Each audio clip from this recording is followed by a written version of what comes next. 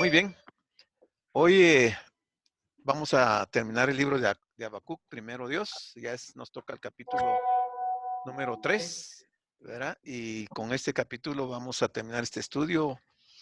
Prácticamente el capítulo 3 es la conclusión de la profecía de Habacuc y tiene partes muy interesantes y que le llaman a uno la atención porque son de aplicación para nuestros tiempos.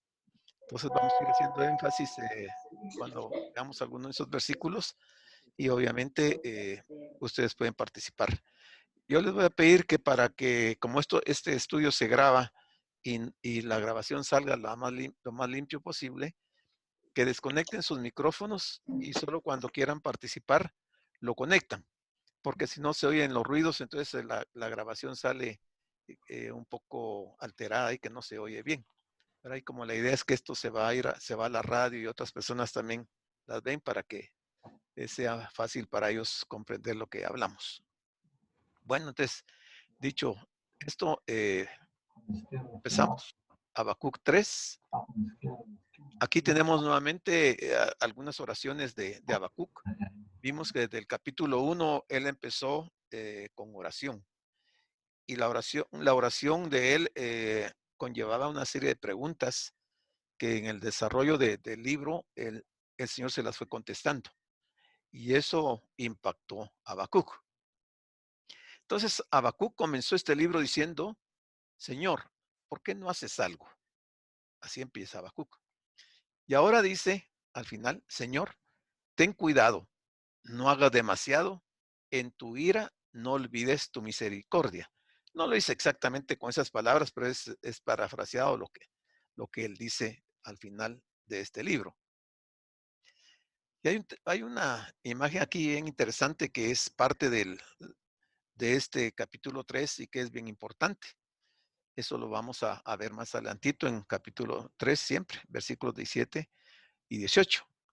Y dice, aunque la higuera no florezca, ni en las vides haya frutos, aunque falte el producto del olivo, y los labrados no den mantenimiento, y las ovejas sean quitadas de la majada, y no haya vacas en los corrales, con todo yo me alegraré en Jehová, y me gozaré en el Dios de mi salvación.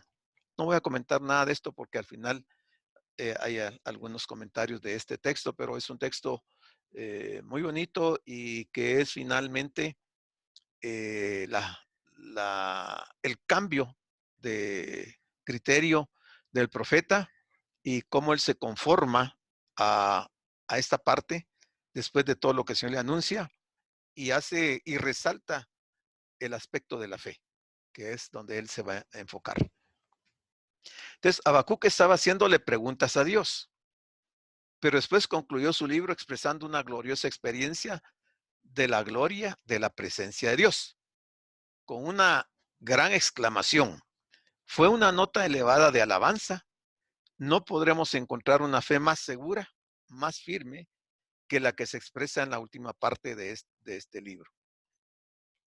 Eh, dijimos al principio que este libro de Habacuc fue una pieza que se usó como un salmo y se cantaba este salmo y dentro de ella encontramos algunas frases que tienen que ver con la música y las vamos a ver las últimas que aparecen acá. Luego de ser informado a Habacuc sobre el plan de juicio de Dios, él vuelve al asunto del juicio de Judá y clama por misericordia. En una parte de de este capítulo, vamos a ver el aspecto de la soberanía de Dios y los propósitos de Dios. No olvidemos que es un profeta que se está dirigiendo a Dios en oración y está clamando por misericordia para el pueblo de Judá. Finalmente, Dios no atiende la petición de Habacuc, sino que se lleva a cabo ese juicio contra Judá. Y fue un juicio severo porque era el juicio de la esclavitud del pueblo de Judá o de Jerusalén por 70 años en Babilonia. Y eso fue lo que comprendió Habacuc, por lo cual él le pide a Dios que tenga misericordia. Después de que él creía que Dios no estaba haciendo nada, al percatarse del plan de Dios, él está intercediendo para que Dios no vaya a ejecutar ese juicio, pero imposible. El juicio se llevó a cabo y ustedes saben que es una historia ya que está en la Biblia. Y eso nos enseña algo, que no siempre las cosas que pidamos Dios nos las va a conceder, porque Dios es soberano, ¿verdad? Y Él tiene propósitos. Y nosotros no tenemos eh, ninguna, ¿cómo se llama? Opción de cambiar los planes de Dios, sino que simplemente es aceptar, porque finalmente la voluntad de Él se tiene que hacer y no la nuestra. Aún parezca tan trágico como esto, porque para Jerusalén iba a representar no solamente la muerte de muchas personas, muchos judíos, sino que estar esclavizados por 70 años, que fue una experiencia muy fuerte para ellos. Aunque Habacuc no menciona nunca el nombre de Cristo, se regocija en el ministerio salvador de Jesús. Cuando él dice, Dios de mi salvación, se está refiriendo a Jesucristo. Y vamos a ver otros textos muy similares. Habacuc también prefigura la venidera salvación de Cristo. Cuando dice, saliste para socorrer a tu pueblo, para socorrer a tu ungido. Todos sabemos que el ungido de Dios es Jesucristo, ¿verdad? Él se está proyectando en la profecía a muchos años más hacia adelante del tiempo que a él le tocó vivir. Dice el Antiguo Testamento y también el Nuevo Testamento señalan con claridad a Cristo como el ungido. Y eso lo podemos ver en Salmo 28:8, Daniel 9:25, 26, Hechos 4:17, Hechos 10:38 y Hebreos 1:9. En este capítulo 3, el carácter poético de la oración de Habacuc es sumamente emotivo. O sea, es una oración tan bien trazada y revelada por el señor Habacuc que se convierte en una pieza poética muy importante. Pues recurre a un tipo de paralelismo estructural en el que una segunda línea de este libro, de este capítulo, una segunda línea repite de otra manera lo dicho en la primera, con lo que se recalca y se intensifica la misma verdad emitida. Pareciera duplicidad, pero no hay duplicidad, sino que hay un énfasis, y es un énfasis a la reflexión, ¿verdad? Porque eso fue lo que el profeta quiso trasladarle al pueblo de Israel y nos lo traslada a nosotros. O sea, este libro nos va a llevar a reflexionar sobre los aspectos que Habacuc está narrando. Entonces leamos esta oración una vez más, teniendo presente su forma poética. En el curso de la lectura vamos a plantearnos algunas preguntas que son típicas y aplica para nosotros también. Una pregunta es ¿quién? La otra, ¿cómo? ¿Cuándo? ¿Por qué? ¿Y para qué? Eso lo vamos a encontrar aquí en este capítulo 3 de Habacuc también. También vamos a encontrar algunas interrogantes como ¿qué dice este capítulo acerca de Habacuc y de su relación con Dios? Eso ahorita que terminemos este tercer capítulo vamos a poder responder esto adecuadamente. Segundo, ¿cómo va a vivir Habacuc? Y tercero, ¿han cambiado las circunstancias en que le tocó vivir? Todos sabemos el final y obviamente que sí, ¿verdad? La referencia al profeta Habacuc del capítulo 1, versículo 1, marca una transición, el tono argumentativo de los capítulos anteriores en los cuales el profeta implora con clamor la intervención divina. Se transforma en un ruego fervoroso por la misericordia de Dios, según el versículo 2. Se ve una revisión del poder de Dios que está de los versículos 3 al 15. Y tercero, encontramos un himno de alabanza por la gracia sustentadora y la suficiencia de Dios en los versículos 16 al 19. Aunque cambia el tono, se mantiene una conexión fuerte con el tema del libro. Tras ser informado Habacuc sobre el plan de juicio de Dios, Habacuc vuelve al asunto del juicio de Judá y clama por misericordia, pero es un clamor muy profundo y con mucho temor y reverencia que el profeta hace a Dios. Al llegar al capítulo 3, que es el que estamos viendo, podemos ver que había ocurrido un gran cambio en la vida de Habacuc. Vamos a ver, cuando lleguemos al final de este capítulo, que Habacuc había cambiado, había dado media vuelta. O sea, le impactó muchísimo la profecía y lo que el Señor le revela en este libro.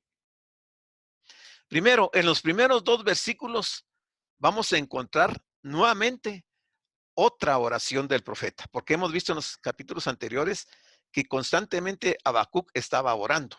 Pues el capítulo 3 no se escapa de eso. Vamos a ver dos oraciones interesantes. Luego, comenzando con el versículo 3 y hasta el versículo 16, vamos a encontrar el programa de Dios para Judá manifestado en esta profecía. Después vemos la posición del profeta expresada en los versículos 17 hasta el 19. O sea, él saca una conclusión, aprovecha la experiencia que ha tenido y eso lo hace tener un giro de 180 grados en su vida como profeta. Entonces empecemos con el versículo 1. Dice, oración del profeta Habacuc. Y dice ahí, sobre Sigionot. Oración del profeta Habacuc sobre Sigionot. Ya vamos a ver qué quiere decir Sigionot y por qué estamos hablando de que era una alabanza, era un salmo. Esta oración es uno de los pasajes más asombrosamente hermosos y poéticos en todas las escrituras.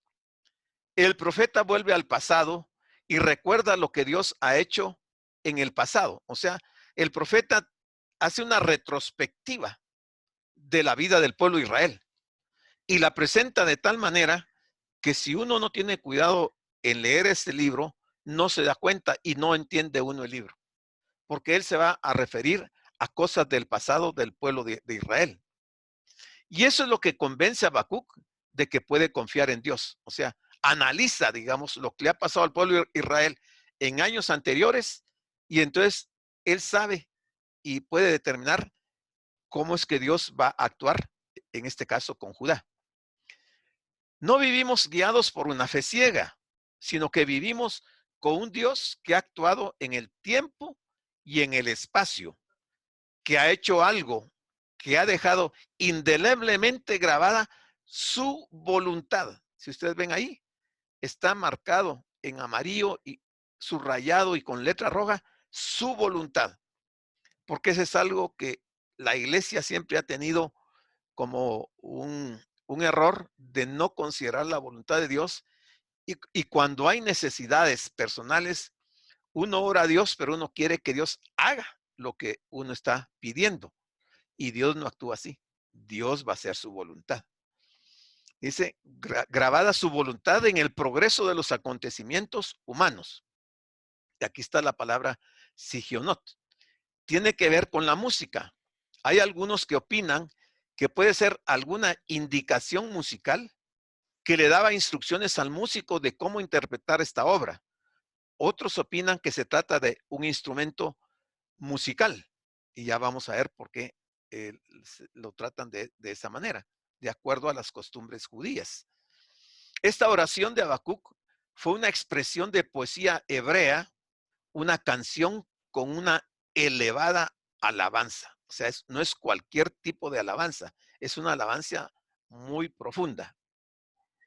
Versículo 2. Y aquí está la oración. Entonces dice Habacuc, oh Jehová, he oído tu palabra y temí.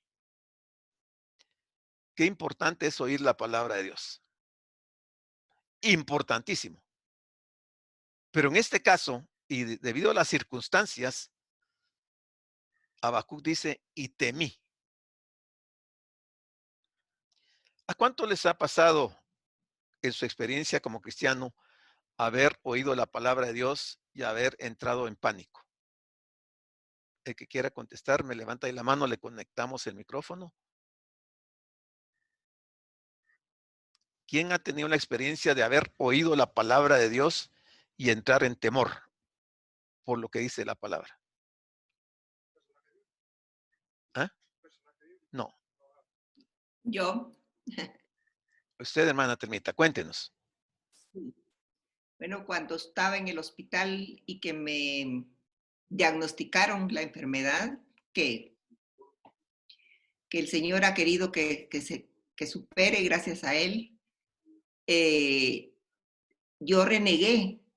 O sea, yo renegué y bueno, le dije que por qué mejor no me mandaba un cáncer, que quería morirme, bueno, eso de todo lo que uno dice cuando Sí. en primero no era cristiana y en segundo estaba con un dolor terrible y un miedo terrible a la enfermedad que me habían diagnosticado. Sí. Y escuché, bueno, en ese momento no sabía qué era, ¿va? Pero ahora lo entiendo.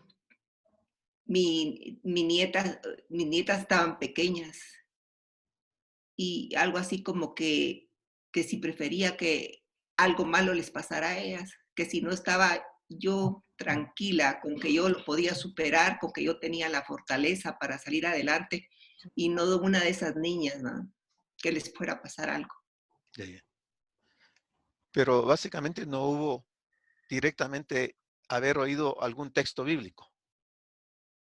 No, No. no, no. Solo fue algo como Ya, ya. una voz que me dijo. Y ahí, desde entonces, en ese momento, yo acepté mi enfermedad. Ni siquiera en ese momento acepté al Señor porque yo ni lo conozco. Ahí sí que no. Pero acepté mi enfermedad y inmediatamente sentí una fortaleza horrible, una fortaleza tremenda. Ya, Y ya. yo dije, de esto salgo. Yo sabía que iba a salir. Sí, pues. Ok.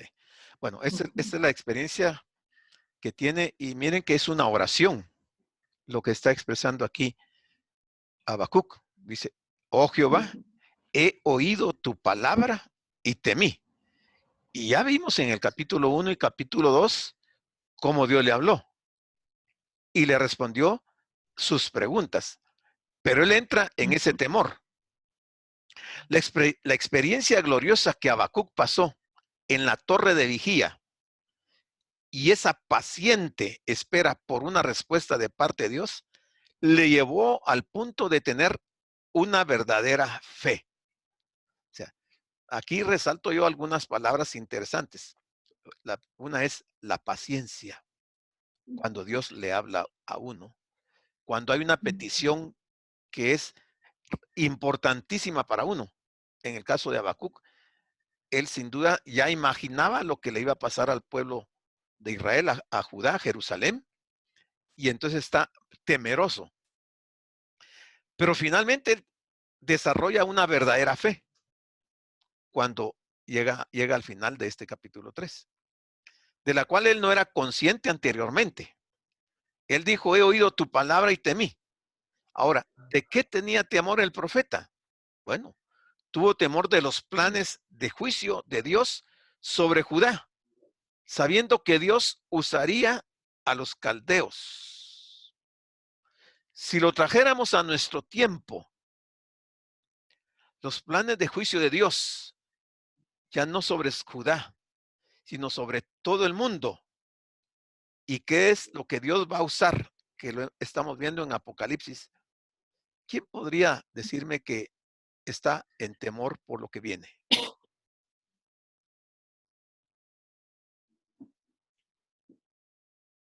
¿Alguien está impactado como Habacuc al saber lo que dice el libro de Apocalipsis?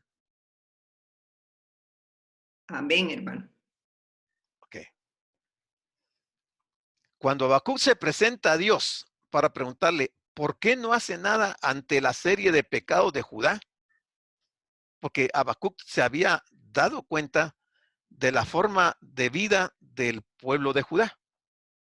idolatría, inmoralidad, violencia y tantas cosas. Y como no pasaba nada, él estaba reclamando a Dios y le preguntaba por qué Dios no hacía nada. A lo cual Dios le responde que no era que no estuviera haciendo nada. Entonces le da a conocer su plan que ha preparado para los caldeos para castigar a Judá. Habacuc sabía la clase de personas que eran los caldeos de aquel tiempo, ¿verdad? Porque sabía las experiencias que habían tenido otros países cuando caían en manos de los caldeos. O sea, ya dijimos que los caldeos son los babilonios. Habacuc queda asombrado al saber que los caldeos eran una nación peor que Judá y que y ¿cómo va a ser eso? Era lo que él se cuestionaba. Entonces cambia de manera de pensar y ahora pide a Dios misericordia para Judá. ¿Tendría Dios misericordia de Judá al final? ¿Qué piensan ustedes? A ver, ¿quién quiere responder? Le habilitamos los micrófonos ahorita para que responda. ¿Tendría Dios misericordia al final por Judá?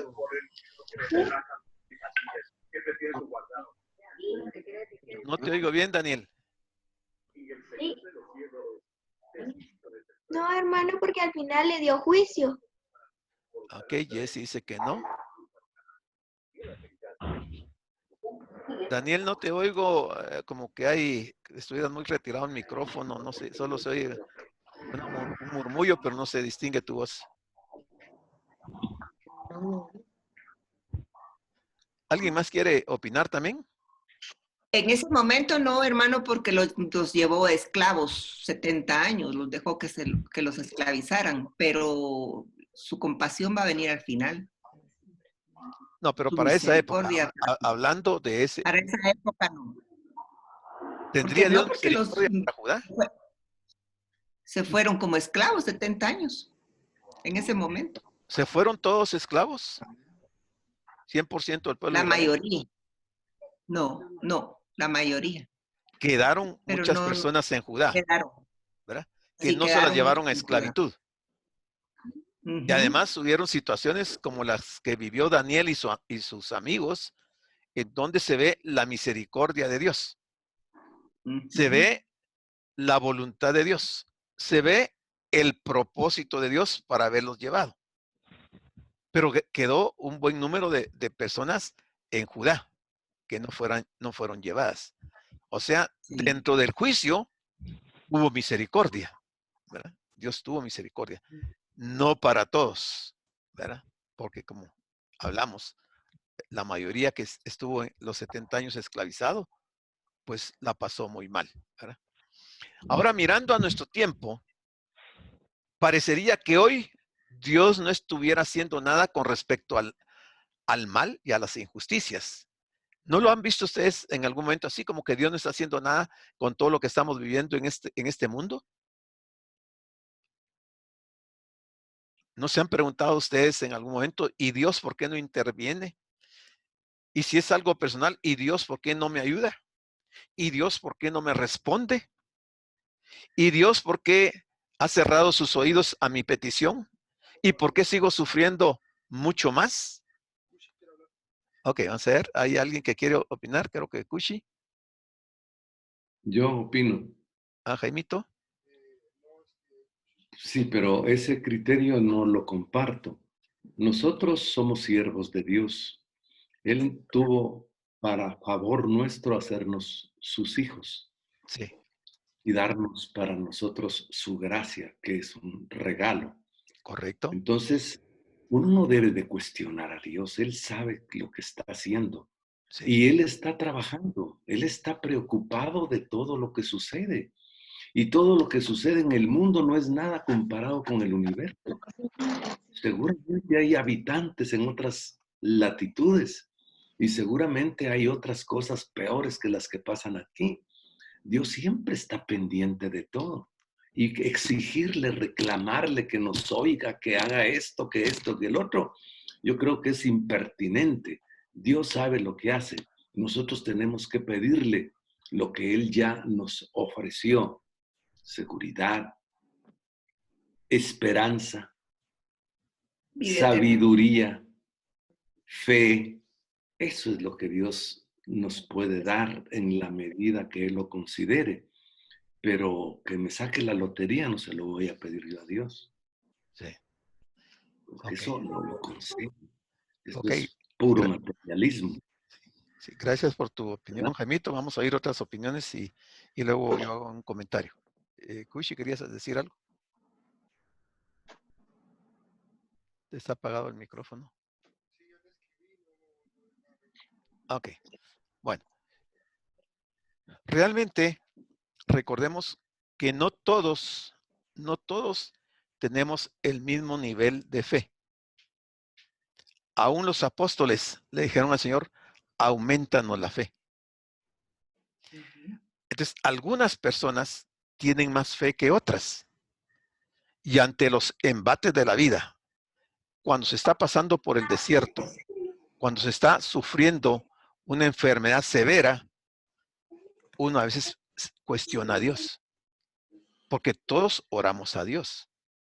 Pero ante nuestra necesidad, a veces pensamos que Dios no nos oye y no nos responde porque vamos un mes, 2 meses, un año, 5 años y el problema no se resuelve.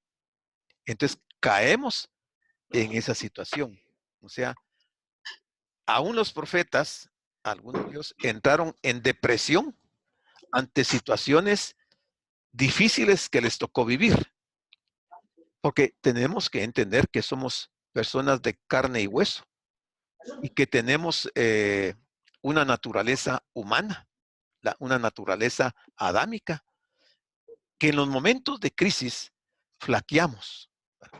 Lo importante o lo bueno sería tener ese nivel de fe de que comprendamos, como dice Jaimito, comprendamos los propósitos de Dios y que en ningún momento le atribuyamos despropósitos a Él o acusaciones como que, ¿por qué no nos oye? ¿verdad? Sino que simplemente esperar en el tiempo de Dios la respuesta que Él tiene para cada uno de nosotros. Ok, entonces decía que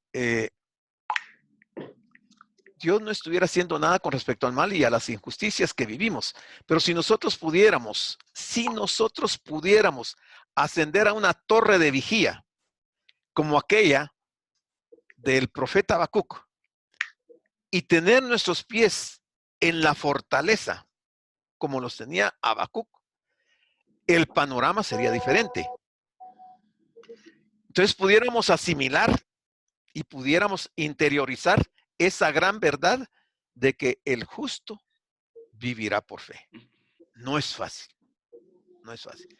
Podríamos expresar una fe viva en Dios y podríamos observar cómo Él está actuando detrás de la escena en que tienen lugar los acontecimientos de este mundo. Hoy mucha gente está sumamente preocupada y no hablo de gente no cristiana, hablo de gente cristiana. Está apenadísima por el coronavirus o por alguna otra enfermedad, ¿verdad? Porque la respuesta no llega y uno ve que la situación se va complicando cada día más. Pero Dios es soberano y tiene propósitos para las naciones. Si tiene propósitos para las naciones, lo tiene para las personas, obviamente. Él ha preparado su juicio para este tiempo. No vamos a poder revertir los juicios que están mencionados en el libro de Apocalipsis. No hay hombre sobre la tierra que pueda revertir eso. Es una profecía y eso se va a tener que cumplir, nos guste o no nos guste, nos parezca o no nos parezca.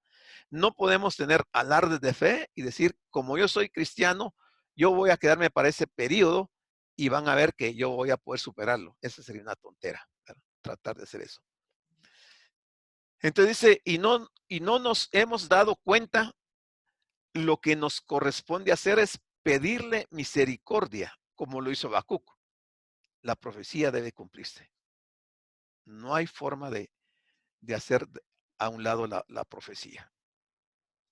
Luego continúa en su oración, Habacuc dice, oh Jehová, aviva tu obra en medio de los tiempos. En medio de los tiempos, hazla conocer. ¿A qué obra se refiere Habacuc? Y está viendo que el Señor lo avive. ¿Quién quiere responder? Vean que ir estudiando el libro y agarrando las palabras, las frases que ahí dice, nos lleva a un punto de reflexión que muchas veces por hacer una lectura muy rápida no la consideramos. Oh Jehová, aviva tu obra en medio de los tiempos. ¿Qué tiempos? Tiempos de juicio, tiempos de sufrimiento, tiempos que se está anunciando una crisis severa a nivel nacional. Y el profeta le está diciendo a Dios que avive su obra. ¿Por qué Habacuc no dijo él, voy a avivar la obra de Dios? ¿El avivamiento depende de los hombres o depende de Dios? De Dios. Depende de Dios, ¿verdad? Ujú. ¿Y el hombre tiene algo que hacer en un avivamiento? Solo seguir las instrucciones del Señor, ser obediente, porque Él va a hacer todo lo demás y nosotros seríamos solo sus instrumentos. Ok, correcto. ¿Alguien más quiere opinar? Jessy, ¿querías decir algo? Que nosotros solo somos instrumentos de la mano de Dios. Ya. ¿Por qué hay iglesias entonces que dicen que están en avivamiento? Y entonces el avivamiento consiste en hacer reuniones, llevar grupos de músicos y empiezan a hablar sus famosas lenguas y dicen que ese es avivamiento. ¿En qué momento le preguntaron a Dios si ese era el avivamiento o si él quería ese avivamiento? ¿O es un avivamiento humano? Creo que eso es puramente emocional. Realmente es una forma emocional de ellos, ¿verdad? Porque realmente el avivamiento solo lo da el Señor a través de su Espíritu Santo y nos usa a nosotros como sus instrumentos. O sea que muchas veces los líderes tenemos la culpa de manipular los sentimientos de las personas y hacerlos entrar en un estado donde creen que ese es el avivamiento de Dios. Correcto. Porque brincan, porque hacen esto, hacen lo otro y creen que eso es el avivamiento, ¿verdad? Y eso no es un avivamiento. Eso es emocional. Eso es manipular las emociones de las personas. Ahora, ¿por qué las personas se dejan manipular? Porque realmente no conocen la palabra y no escuchan la voz del Espíritu Santo, sino se dejan llevar por sus propias emociones. Correcto, correcto. La ignorancia de la palabra.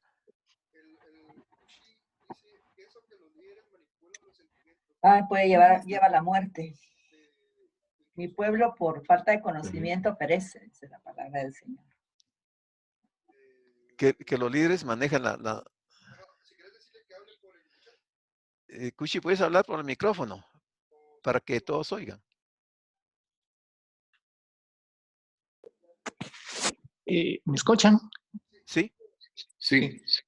Yo pienso que muchos líderes, como usted decía, les gusta manipular a la congregación, incluso con respecto a los cánticos. Ponen a veces muchos cánticos que llevan a la congregación, ya sea a sentirlas muy tristes, por decirlo así, pero es por pura conveniencia, para que vean que ellos son los que realmente tienen el liderato en ese momento, que como que ellos pueden dar ese avivamiento que, como usted bien decía, pues, pero todo eso es dado por Dios, o sea, como dice la palabra, todo don dado es solo por Dios. Correcto. Jonathan es quien está hablando. ¿Perdón? ¿Ah? ¿Perdón? Cuchi. Sí.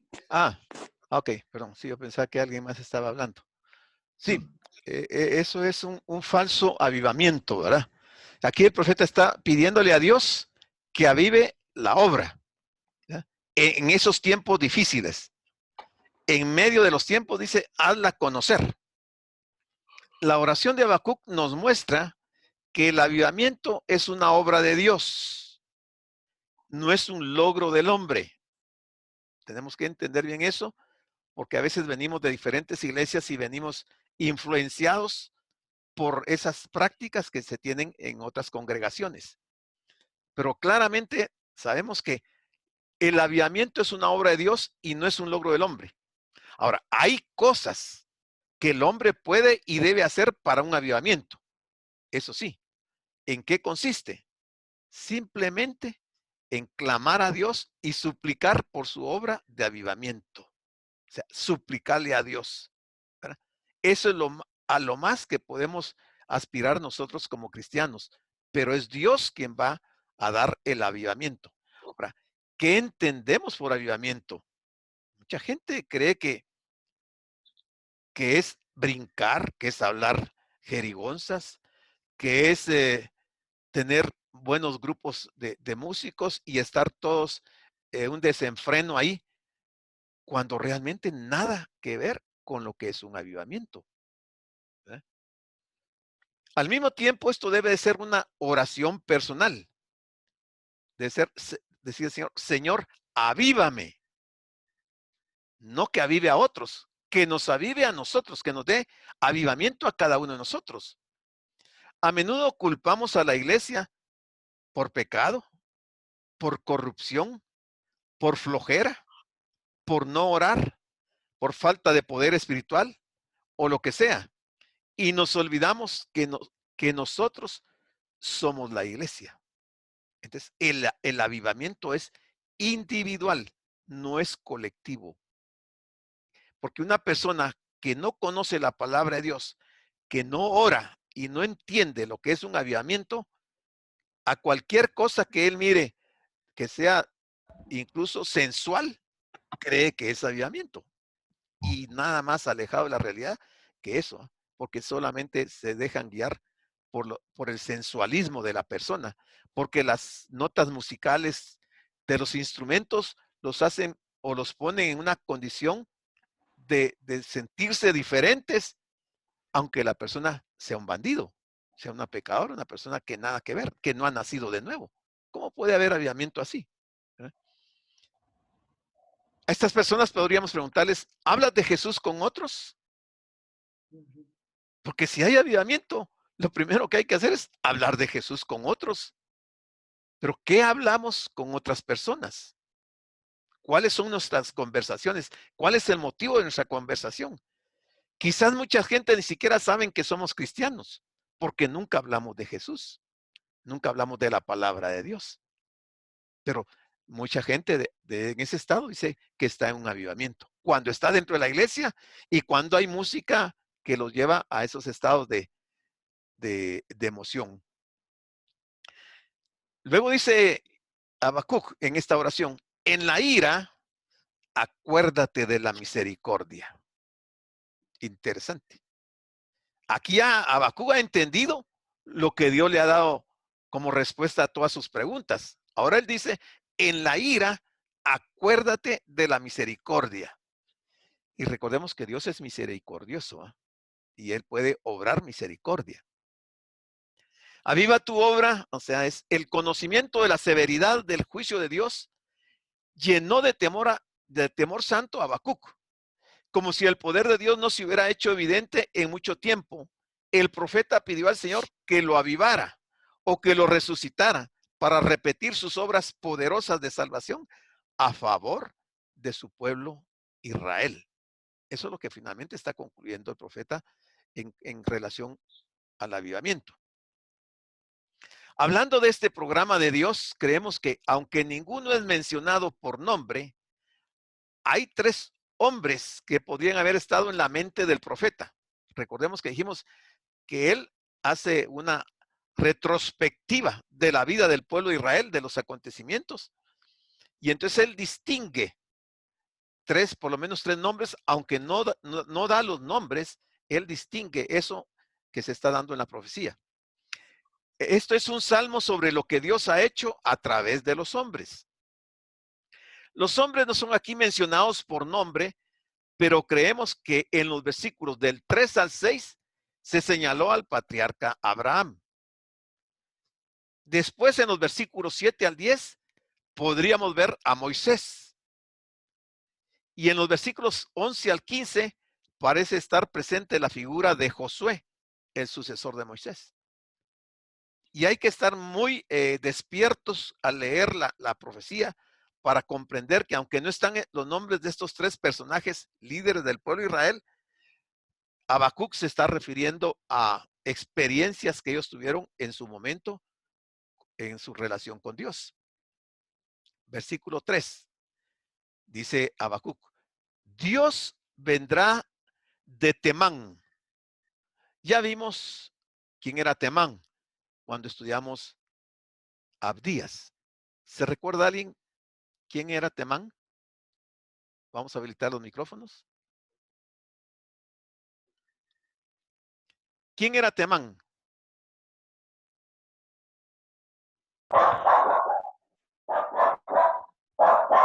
¿No? ¿No se recuerdan? Bueno, les voy a recordar. ¿Perdón? No escuché. Decir que quién era Temán, lee rápido, ya molesto. Pero no lo encuentro. Bueno, ahora aquí se mencionaron dos ciudades. Perdón. Aquí se mencionaron dos ciudades, Temán y Parán. Estas eran ciudades situadas en Edom. Ya les estoy dando pistas ahí. ¿Quién era Temán? Temán se nombró en honor al nieto de Esaú. ¿Ok? Entonces, Temán fue un nieto de Esaú. Y en honor a ese nieto, a esa ciudad le pusieron Temán. Y aquí está diciendo el profeta Habacuc que Dios va a venir de Temán. ¿Se recuerdan qué otro nombre tenía Temán? Donde estuvieron los descendientes de Esaú. Era Edom. Edom. Los edomitas. Edomitas, sí. Entonces, el monte Parán estaba ubicado en la península de Sinaí. Tanto Temán como Parán aluden al acto en el cual Dios hizo un despliegue de su gran poder al traer a Israel a la tierra de Canaán, según Jueces 5, versículo 4.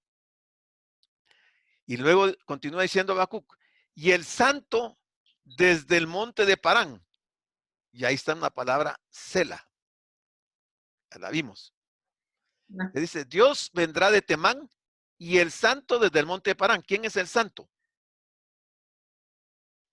¿Es el mismo Dios? Dios. ¿No es Jesucristo? ¿No es el ungido? Amén. Amén. ¿Verdad? Está hablando de él. ¿Verdad? Entonces, por eso digo, hay que estar muy inmerso en la lectura para ir asociando ciertas palabras y nombres para ver de quién está hablando. La palabra Sela es una palabra que también encontramos en el libro de los Salmos, lo cual refuerza la idea de que aquí estamos frente a un salmo. Otros piensan que es una pausa en la música. Otros opinan que aquí es donde comenzaban a sonar los tambores. O sea, como que era una indicación del que estaba, el que componía el salmo. Y como era música, era canto, cuando se mencionaba Sela, ahí debían de entrar a sonar los tambores. Pero otros opinan que cuando se dice Sela, era como una llamada de atención para reflexionar sobre lo que se estaba diciendo en ese momento. Y por eso se introduce esa palabra Sela. En este contexto bíblico, la interpretación es que uno reflexione sobre lo que se acaba de leer. Pues bien, esto es lo que significa esta palabra Sela en este salmo. Continúa Habacuc diciendo en el versículo 3, su gloria cubrió los cielos y la tierra se llenó de su alabanza. ¿Se habrá cumplido esto? ¿En algún tiempo de la historia de Israel esto se cumplió? Los micrófonos. ¿Qué piensan? Ahorita les habilitamos los micrófonos.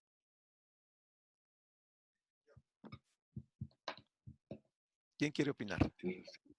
Hermano, ¿por qué dice ahí que viene de Temán y de Parán, que son tierras edomitas, de Esaú?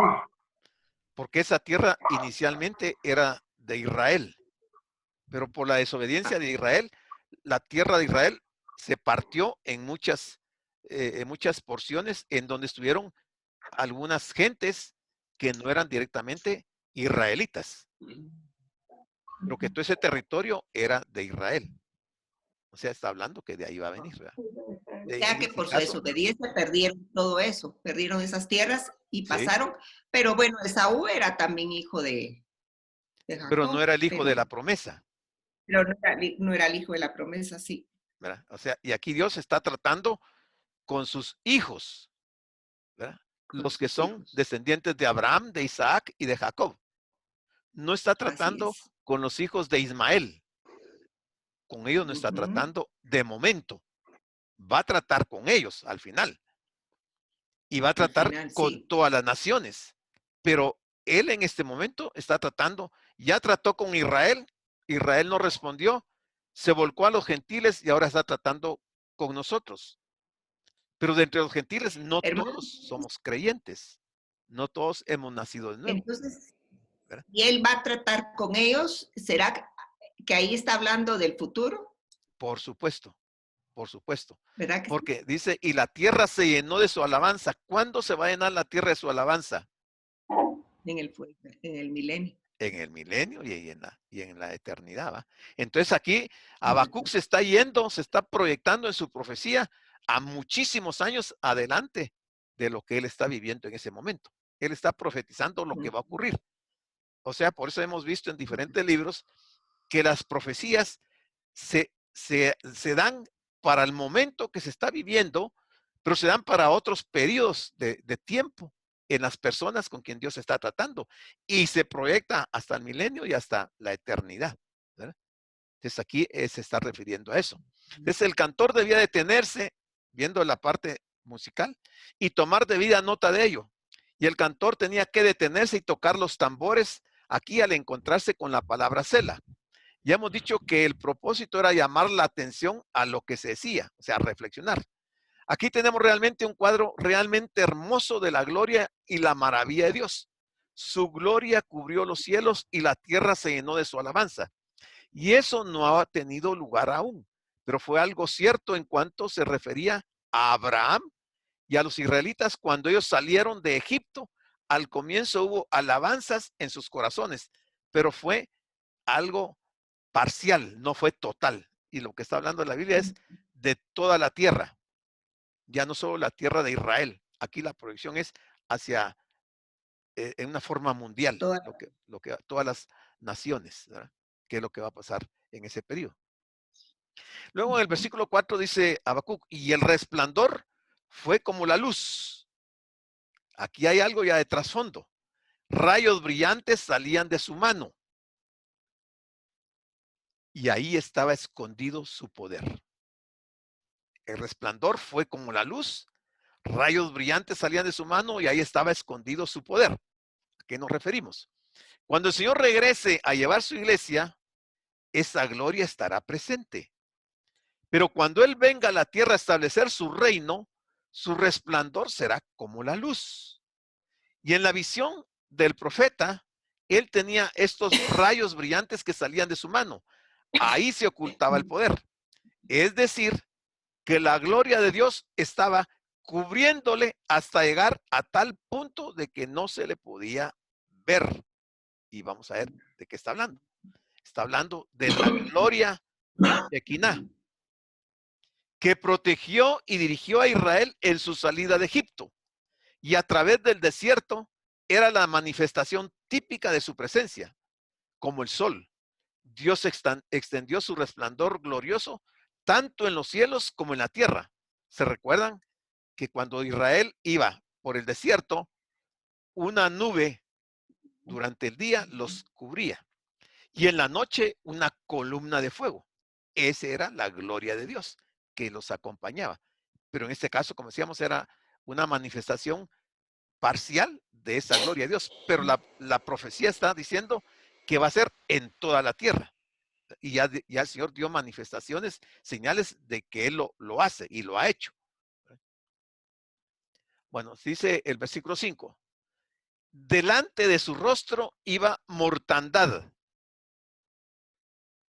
y a sus pies salían carbones encendidos. Ahora, ¿recordamos nosotros de qué modo ocultó su poder al faraón?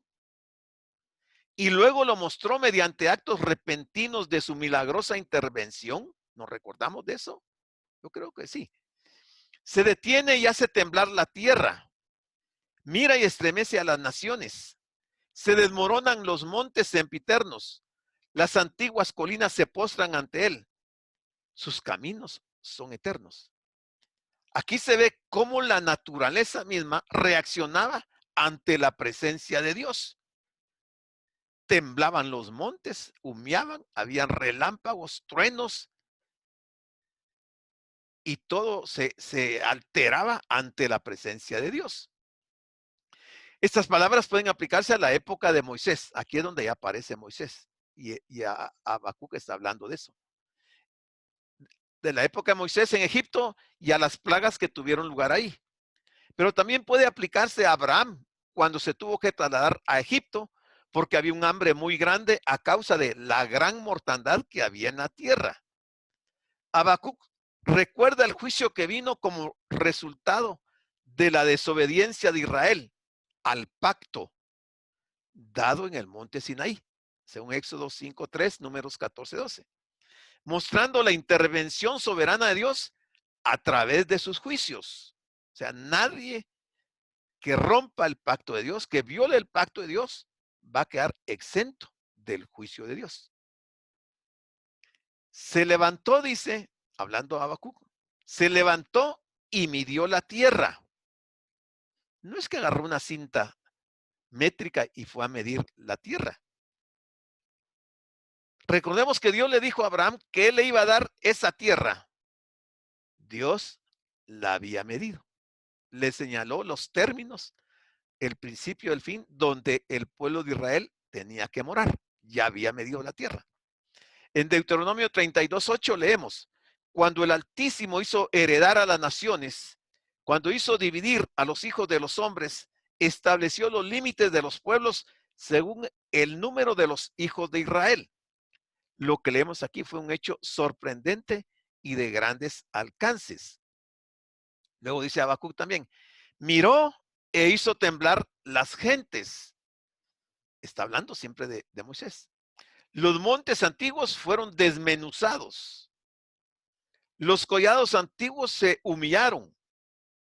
Sus caminos son eternos. Ahí vemos montes, collados y caminos.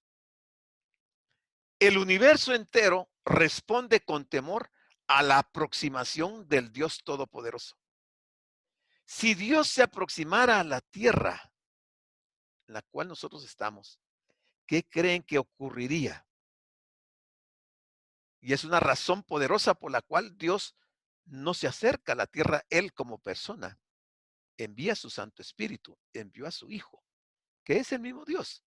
Pero cuando el Padre se aproxima a la tierra, las montañas se derriten. Como en la creación, la tierra y sus habitantes están a su disposición. Éxodo 15:14 dice, lo oirán los pueblos y temblarán. Se apoderará dolor de la tierra de los filisteos. Lo que Habacuc estaba haciendo aquí era repasar la forma en que Dios había tratado con su pueblo a través de los siglos. Un trato basado en la fidelidad de Dios y en la infidelidad del pueblo. Dios nunca los había abandonado. Y Dios le dio a este hombre, o sea, a este profeta, el valor para enfrentar el futuro. Y como fruto de esa inspiración divina, Habacuc escribió este poema de alabanza a Dios. ¿Es profecía? Sí, pero también es un poema de alabanza profunda a Dios, por lo que las palabras que él expresa. 3:7 dice, he visto las tiendas de Cusán en aflicción. ¿Le suenan las tiendas de Cusán? ¿Le suenan las tiendas de la tierra de Madián? Temblaron, dice. ¿Le suenan las tierras de Madián? Yo sé que sí. En este versículo 7 surge de manera muy destacada un personaje, y este es Moisés. Las tiendas de Cusán se refieren a Etiopía y la mención a las tiendas de la tierra de Madián nos hace recordar a Moisés cuando él estuvo ahí, en Madián. Éxodo 2:15 dice, oyendo Faraón acerca de este hecho, procuró matar a Moisés, pero Moisés huyó de delante de Faraón y habitó en la tierra de Madián. ¿Quién fue Madián? Les habilito los micrófonos para que opinen. ¿Quién fue Madián? Este es un estudio de repaso de algunas lecturas bíblicas que hemos tenido. ¿Alguien iba a decir algo? ¿No? Bueno, les recuerdo quién era Madián.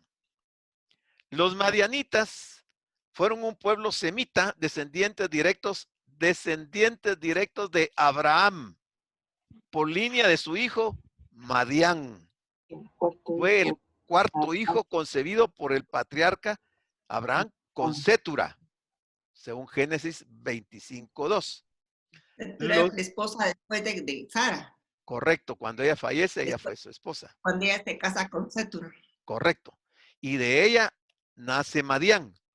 Entonces los madianitas eran descendientes de Moisés por el lado de Cetura. Entonces fueron un pueblo antiguo originario de Canaán, cuya historia se menciona en la Biblia, en los libros del Génesis, en Éxodo, en Números y en Jueces. La Biblia describe a los madianitas como un pueblo de comerciantes, nómadas, habituados al uso del camello y el dromedario, y en constante conflicto con los israelitas, los descendientes de Isaac. Al igual que fue Esaú, los madianitas tuvieron constante conflicto con los israelitas, los descendientes de Isaac, de Jacob. Luego dice en el versículo 8, Habacuc, y hace una pregunta. ¿Te airaste, oh Jehová, contra los ríos? La pregunta parece un poco fuera de contexto, fuera de lugar, ¿verdad? Habacuc diciéndole a Dios, ¿te airaste, oh Jehová, contra los ríos? Con cierta vivacidad retórica, Habacuc se dirigió al Señor para corroborar sus acciones judiciales en contra de todo lo que se oponga a su voluntad. Luego la segunda línea que hace énfasis dice, contra los ríos te airaste. Es lo mismo que la primera línea, solo que aquí está enfatizando y preguntando nuevamente si Dios se ha enojado contra los ríos. Y luego agrega otra pregunta, dice, ¿fue tu ira contra el mar cuando montaste en tus caballos y en tus carros de victoria? Ahí está haciendo tres preguntas. Dios abrió el mar y el río para su pueblo Israel. Recordemos cómo los israelitas cruzaron el Mar Rojo y posteriormente cómo cruzaron el río Jordán. Entonces, cuando dice, ¿fue tu ira contra el mar cuando montaste en tus caballos y en tus carros de victoria? Este es un lenguaje expresado en un sentido figurado. Habló del hecho de que Dios no estaba enojado con el mar y los ríos, porque estuvieran bloqueando el camino, sino que sencillamente los abrió para que su pueblo, Israel, pudieran cruzarlos. Esa es una figura. Y dijo aquí el profeta, hendiste la tierra con ríos. ¿Alguna vez nosotros nos hemos puesto a pensar cómo esta tierra está surcada por ríos? ¿Qué pasaría si Dios no hubiera hecho los surcos para los ríos? Terrible, ¿va? Las aguas se extienden. Se extienden y harían estragos. Entonces, los ríos son como grandes hendiduras que se extienden a través de toda la tierra y este es un cuadro altamente figurativo y una figura muy acertada. El 9 dice, se descubrió enteramente tu arco. Habacuc está hablando con Dios. Y le está diciendo en este versículo 9 que se descubrió el arco de Dios. ¿Por qué Dios tiene un arco en ese momento de la profecía? El arco era juicio, el arco era una declaratoria de guerra, un juicio que estaba por llegar para Jerusalén y que se iba a extender para los caldeos, con su promesa a su pueblo. Y aquí se indica una pausa, lo cual implicaba que era necesario que el tamborilero hiciera sonar aquí su tambor, otra vez. Recuerden que hay una mezcla de poema y profecía que el profeta Habacuc está dando. Porque estas palabras debían despertarlos a la reflexión y provocar en ellos el deseo de escuchar lo que Dios tenía que decir. Por eso la palabra Sela es llamar a la atención de las personas para que se reflexione con respecto a lo que Dios está diciendo, porque es importante. Dios tenía que decirles muchas cosas. Los juramentos a las tribus fueron palabra segura. Ahí está la palabra Sela otra vez, porque él está haciendo la combinación de poema, profecía y alabanza. Cada flecha del Señor ha recibido su comisión conforme a los juramentos divinos. Por ejemplo, en Jeremías 47:6 dice el profeta: oh espada de Jehová, ¿hasta cuándo reposarás? Vuelve a tu vaina, reposa y sosiégate. Jeremías 47:7 dice: ¿cómo reposarás? Pues Jehová te ha enviado contra Ascalón y contra la costa del mar, allí te puso. En el siguiente estudio que tengamos después de Habacuc, vamos a ver algo sobre Ascalón, interesantísimo. No se lo digo ahorita porque si no les voy a decir de qué vamos a hablar en el próximo estudio. Hendiste la tierra con ríos. Te vieron y tuvieron temor los montes. Recuerda cómo se vio afligido el pueblo de Israel en el desierto y cómo temblaron en medio de Madián. Luego piensa en cuando cruzaron el Mar Rojo y de qué modo Dios les abrió camino en medio de las aguas. Y se acuerda de cómo el río Jordán se abrió y pudieron llegar a tierra firme. Recordemos que cuando Moisés subió al monte Sinaí y recibió la ley de parte de Dios, el monte tembló. Cuando la ley fue entregada y los hijos de Israel tenían tanto temor que ni siquiera querían acercarse a ese lugar. No querían que Dios hablara con ellos. Estaban completamente atemorizados. No querían aproximarse.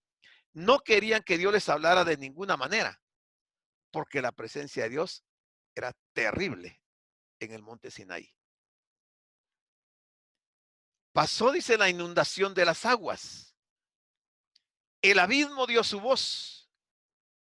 A lo alto alzó sus manos. O sea, las figuras que está usando aquí Habacuc están describiendo hechos y acontecimientos que Dios ya había hecho por medio de su pueblo Israel en periodos anteriores.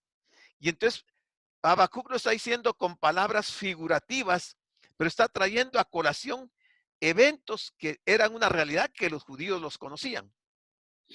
Así fue que Moisés subió y recibió los 10 mandamientos y luego bajó otra vez. Este fue, pues, la figura de Moisés liberando a los israelitas. En el pasado Dios hizo un pacto con Abraham y lo cumplió. Después Dios hizo un pacto con Moisés y también lo cumplió. Él les libró de la esclavitud que sufrían en las tierras de Egipto. Luego viene el versículo 11 y mire lo que dice Habacuc. El sol y la luna se pararon en su lugar. ¿De quién va a hablar aquí Habacuc? Habilitamos los micrófonos. El sol y la luna se pararon en su lugar.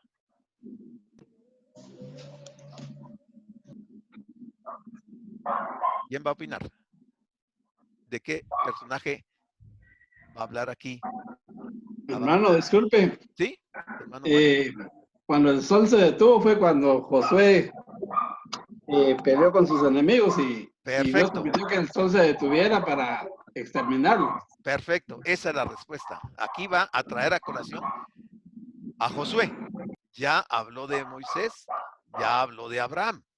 Le dice, llegamos ahora al versículo 11 y los antecedentes señalan a la persona de Josué. Creemos que de una manera muy definida, por cierto, Josué se encuentra en el trasfondo de lo que menciona aquí. En una profecía que Dios le estaba dando para Jerusalén previo a ir a la esclavitud de Babilonia. Josué 10:12 dice, entonces Josué habló a Jehová el día en que Jehová entregó al amorreo delante de los hijos de Israel y dijo en presencia de los israelitas, sol detente en Gabaón y tu luna en el valle de Ajalón. Y Josué 10:13 dice, y el sol se detuvo y la luna se paró hasta que la gente se hubo vengado de sus enemigos. ¿No está escrito esto en el libro de Jacer? Y el sol se paró en medio del cielo y no se apresuró a ponerse casi un día entero. Entonces está haciendo referencia a Josué. Y luego agrega a Habacuc, a la luz de tus saetas anduvieron y al resplandor de tu fulgente lanza. Con ira hollaste la tierra, con furor trillaste las naciones. ¿A quién se está refiriendo? Dice, con furor trillaste las naciones. Miren la proyección y el giro que le da el Señor a la profecía de los acontecimientos, mostrándole a Habacuc lo que le esperaba a Judá. Dios había colocado a su pueblo en esa tierra. Él los colocó y ahí los hizo salir de esas tierras a causa del pecado que dominaba sus vidas. Los amorreos ocupaban la sección de la cual estaba consumida por las enfermedades venéreas. Dios los sacó de ahí, de esa tierra, porque ellos estaban infectando y contaminando a toda la familia humana de aquella época. Era como una plaga que estaba provocando la muerte de hombres, mujeres y niños.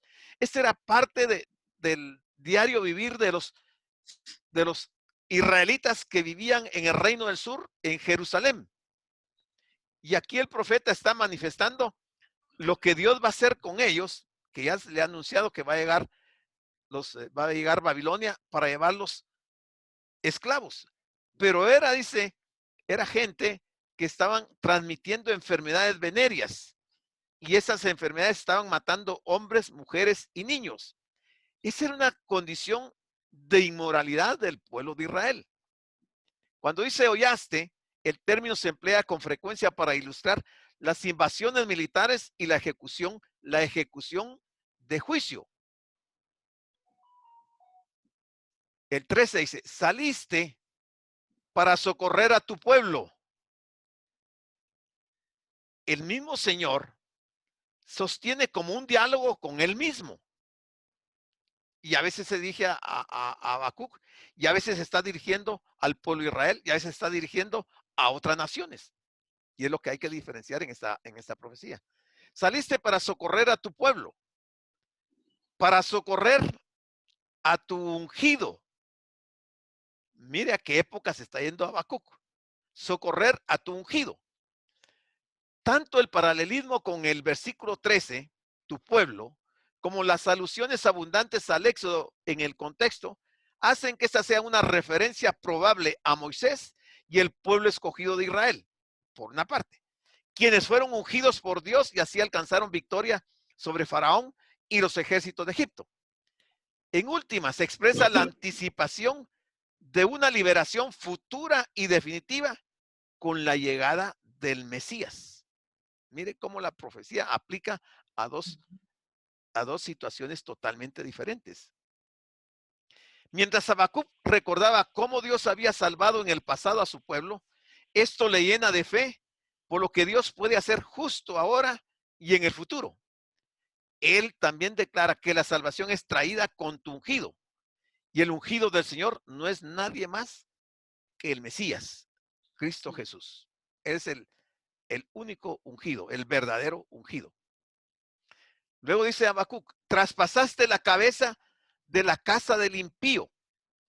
Traspasaste la cabeza de la casa del impío. ¿Quién es el impío aquí? Puede ser una referencia al faraón del Éxodo cuyo primogénito murió, o al rey de los caldeos, Ustedes saben quién es el rey de los caldeos, ¿verdad? Nabucodonosor. Correcto. Cuya casa fue construida con base en ganancias injustas. Luego agregaba Habacuc, descubriendo el cimiento hasta la roca. O sea, profundizó. Luego la palabra Sela. O sea, es una llamada de atención a una reflexión y que poéticamente y musicalmente los músicos aquí tenían que actuar haciendo que el tamborilero sonara sus tambores como algo especial. Le liberó de la esclavitud de la tierra de Egipto por medio de Moisés y les llevó a la tierra prometida por medio de Josué. Todos estos fueron hechos portentosos de Dios y él estaba cumpliendo sus promesas y esa era su salvación para ellos. 14. Dice, horadaste con sus propios dardos las cabezas de sus guerreros. Horadaste con sus propios dardos las cabezas de sus guerreros, que como tempestad acometieron para dispersarme, cuyo regocijo era para devorar al pobre encubiertamente. Una referencia posible a la persecución de los israelitas que huyeron mientras cruzaban el Mar Rojo por parte del ejército del faraón, Éxodo 14, 5 a 9. Como los pobres, Israel pareció presa fácil a los egipcios que los perseguían. Y aquí nos encontramos con la reacción del profeta. Y podemos de alguna forma comunicar y ver algo de la grandeza y de la gloria de Dios que se refleja en esta sección, que ya se lo mencionó Habacuc anteriormente. 15. Caminaste en el mar con tus caballos, sobre la mole de las grandes aguas. Esta es otra referencia a la intervención milagrosa y protectora de Dios a favor de Israel en el Mar Rojo. Este acontecimiento histórico demuestra su control soberano del universo y provee seguridad al profeta angustiado en el sentido de que podía contar con que el Señor salvaría una vez más a su pueblo.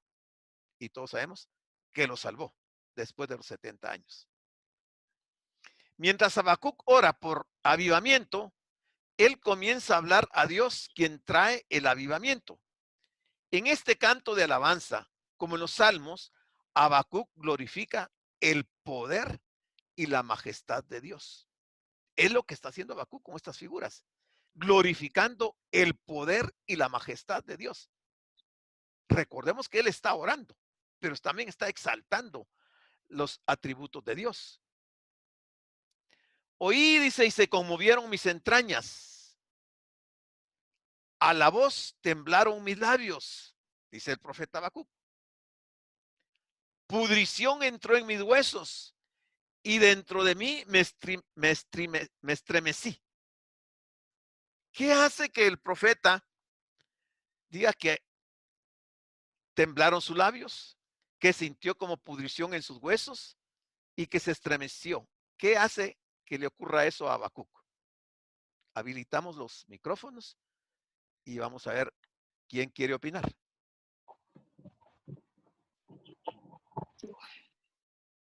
La pregunta es, ¿temblaron los labios de Habacuc? Sintió como pudrición en sus huesos. Se estremeció. ¿Qué hace que ocurra eso en la vida del profeta? La palabra. Ahí dice al principio, oí. Oí. Al oír la palabra de Dios, sus labios temblaron, sintió como pudrición en sus huesos y me estremecí. Creo que ninguno de nosotros hemos experimentado eso al oír la palabra de Dios. Quizás temblamos un poco, pero sentir pudrición en los huesos y un estremecimiento como el de Habacuc, creo que ninguno lo hemos experimentado. ¿Por qué razón? ¿Porque Dios no nos ha hablado y no hemos oído su palabra? ¿O porque le restamos importancia a la palabra de Dios? Oí y se conmovieron mis entrañas. Él estaba tan atemorizado que no podía ni hablar, no podía hacerse escuchar. Habacuc dijo que estaba tan asustado que se estremecieron sus entrañas. Y luego dijo, pudrición entró en mis huesos. Eso indica que el profeta ni siquiera era capaz de mantenerse en pie. Tenía que tomarse de algo. O sea que él vio que Dios iba a actuar en juicio. Entonces Habacuc sabía que este iba a ser un tiempo muy difícil.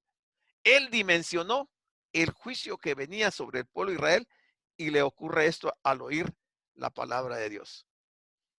Habacuc terminó la profecía con un compromiso renovado y la reafirmación de su fe, porque expresó una confianza inquebrantable en Dios.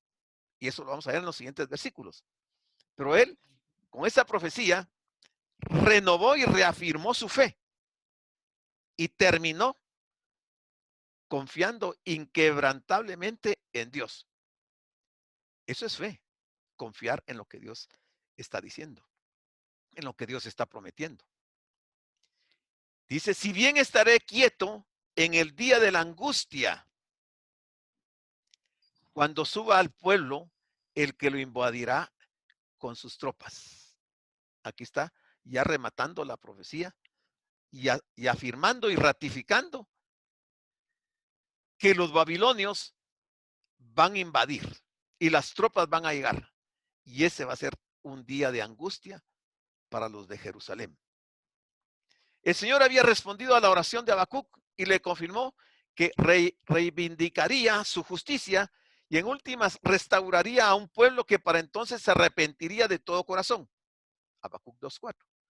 Aunque la respuesta dejó satisfecho a Habacuc, la idea de una invasión caldea en contra de su pueblo también lo había dejado físicamente exhausto y abrumado. Según Jeremías 4:19, que complementa, dice, mis entrañas, me duelen las fibras de mi corazón se agita dentro de mí, no callaré porque sonido de trompeta has oído, oh alma mía, pregón de guerra. Jeremías experimenta lo mismo, cuando oye la trompeta que se está pregonando guerra contra el pueblo de Israel, y no se iban a poder quitar de encima esa invasión. Sin embargo, el profeta podía reposar y estar quieto en el día de la angustia. Se necesita mucha confianza en Dios para estar quieto en el día de la angustia. Porque sabía que el Señor juzgaría con justicia y rectitud. Al pensar el profeta en todo ello, su mente medita en la grandeza de Dios y así es como él va a concluir esta profecía. Habacuc puede confiar en Jehová aún en la crisis. ¿Nosotros confiamos en Dios en las crisis? Amén. Cuando estamos realmente en crisis, ¿podemos confiar en Dios? ¿Podemos confiar en sus promesas? Cada uno responderá. Dice, los primeros 2 capítulos de Habacuc, o sea, el 1 y el 2, nos dan el tiempo de preguntas y respuestas del profeta con Dios. Ahora que Dios le ha contestado a Habacuc, el profeta trae una oración para cerrar el libro. Lo temible del problema se apodera de él y siente la presión, pero no es eso todo, sino que añade, versículo 17, aunque la higuera no florezca,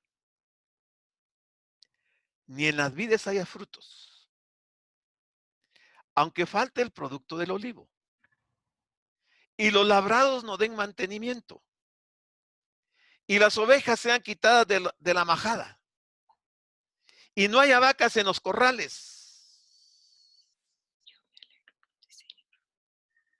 Interesante, ¿verdad? Mire cómo concluye la oración Habacuc. Si va a llegar Babilonia y va a arremeter contra la ciudad y la va a quemar y se va a llevar todos sus bienes, se va a llevar su ganado, se lo va a llevar todo, va a dejar arrasada la tierra. Habacuc dice, y aunque falte todo, Habacuc se había dirigido a Dios al principio de este libro y le había preguntado, ¿por qué estás actuando de esa manera? ¿Por qué me permites que vea la maldad? ¿Por qué no actúas para impedirla? Y después Dios le llevó a la atalaya, a esa torre de vigía, y le permitió ver lo que él estaba haciendo. Desde ahí pudo contemplar el plan de Dios desde una nueva perspectiva. Y ahora este hombre pudo decir, yo voy a andar por fe en Dios. Habacuc, como si fuera una visión, ve el país judío desolado, quizás debido al ejército invasor babilonio, o quizás por una calamidad natural. Algunas veces pensamos, si Dios es tan grande y poderoso, ¿cómo es que estoy atravesando por un tiempo difícil? ¿Verdad? Cuando pasamos esas crisis en alguna época de nuestra vida, nosotros preguntamos y decimos, Señor, pero si tú eres tan grande y tan poderoso, ¿cómo es que estoy atravesando por esa crisis? Habacuc sabía que esta era una pregunta errónea y una actitud equivocada. En lugar, él dice, yo sé que tú eres fuerte y poderoso y estamos en circunstancias desoladas, es porque lo merecemos. Aún yo te alabaré y me gozaré en ti. En crisis, sin nada, sin comida, sin vivienda, sin trabajo, sin familia, con enfermedades, con situaciones complicadísimas. Aún yo te alabaré y me gozaré en ti. Y eso es lo que dice en el 18. Con todo, aunque no haya nada, yo me alegraré en Jehová. Esa es una confesión de fe.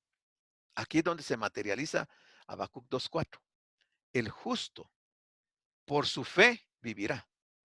No va a vivir porque haya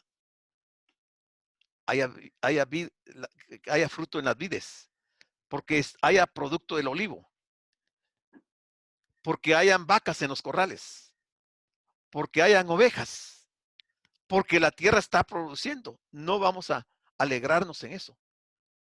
Aunque no haya nada, con todo, yo me alegraré en Jehová.